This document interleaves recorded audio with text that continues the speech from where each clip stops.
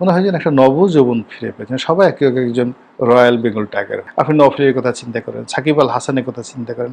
আমার মনে হয় সাকিব আল হাসান এখন যে একটা রিল্যাক্স মোডে আছে, মানে মনে হচ্ছে যে আগামীতে সে বাংলাদেশের প্রধানমন্ত্রী হবে, এইরকম একটা আত্মবিশ্বাস তাদের মধ্যে চলে আসছে। আমলাতন্ত্র ধরেন, পুলিশ, বিডিআর, বিজিবি, আর্মি, আপনি গুনে গুনে ওখানে আপনি অর্থনীতিতে আপনি 10% ক্ষতি করেছেন, কিন্তু এই civil service, military service, bureaucracy, judiciary, এই পুরো জায়গাতে আওয়ামী লীগের যে সাজানো বাগান, সেখানে আপনি 5% ক্ষতি করতে পারেননি। এখনো 95% এফোর্ট তাদের আছে। হার্ডলি হলো তাদের যে নেতাকর্মীগুলো আছেন, তাদের সবার আপনি দেখেন প্রথমে 2-3 মাস তাদের চেহারা ভেঙে গিয়েছিল।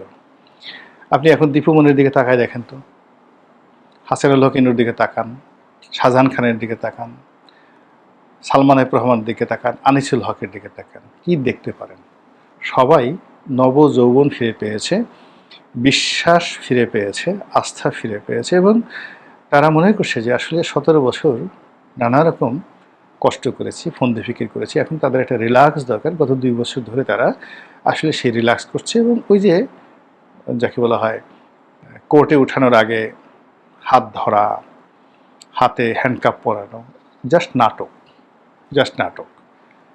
হঠাৎ করে সারপ্রাইজ ভিজিটে গিয়ে আপনি গিয়ে দেখেন, আমি প্রধানমন্ত্রীকে বলব, গিয়ে দেখেন যে তারা দুপুরে কী দেওয়া ভাত খাচ্ছে আর রাতে কী দেওয়া ভাত খাচ্ছে, তাদের রুমের মধ্যে কয়টা টেলিফোন আছে, কয়টা ল্যাপটপ আছে, তারা কি কি কাজকর্ম করছে, ওখানে বসে বসে কি করতেছে, একটু দেখলে আপনার ঘুম হারাম হয়ে যাবে। সেই জিনিসগুলো আঘাত করা যায় না, সব কিছু মানে এই বাইরে থেকে। আমি তো জেলখানাতে ছিলাম, আমি তো দেখেছি ওখানে আসলে কি হয়। ওটা একটা ভিন্ন জগৎ, আলাদা জগৎ। এখন ধরেন আমার সাথে যারা ছিলেন, নাম বলবো না, প্রতিনিয়ত 5 স্টার হোটেল থেকে খাবার আসতো, ঢাকা ক্লাব থেকে খাবার, আমি তো খেয়ে খেয়ে মোটা হয়ে গেলাম। আমি কিছুই নিতাম না, কিন্তু অন্যান্য যারা ছিলেন, সে কি খাবার, ঘিয়ে ভাজা পরোটা, আলাদা বাবুর্চি, আলাদা ফ্রিজ, এই ওক্তে এই বাড়িতে বাসা থেকে খাবার আসছে, ওর ইতিহাস, মানে রীতিমতো একটা শুধুমাত্র বাইরে বেরোতে না পারা, এছাড়া ওখানে বসে সব কিছু, দিদারসে টেলিফোনে কথা হচ্ছে সবাই, দিদারসে ওখানে বসে অপরাধ জগৎ চালাচ্ছে যারা গুন্ডা বদমাইশ, আন্ডারওয়ার্ল্ড চালাচ্ছে জেলখানা থেকে, গাঁজা খাচ্ছে, গাঁজার ব্যবসা করছে, ইয়াবার ব্যবসা করছে, এভরিথিং। কাজী আওয়ামী লীগের লোকজন ওখানে বসে সারাদিন ইয়ানফসি করছে, আল্লাহ বিল্লাহ করছে, অনুশোচনা করছে। এটা আপনি তাদের চেহারার দিকে তাকাইয়ে দেখেন তো এরকম মনে হয় কি না? সবাই মানে জেলে যখন গিয়েছিল, বা 2024 সনের এপ্রিল মে মাসে তাদের যে চেহারা সুরত ছিল, তার সাথে এখন জেলে যারা আছে তাদের সবার চেহারা সুরত ভালো হয়ে গেছে।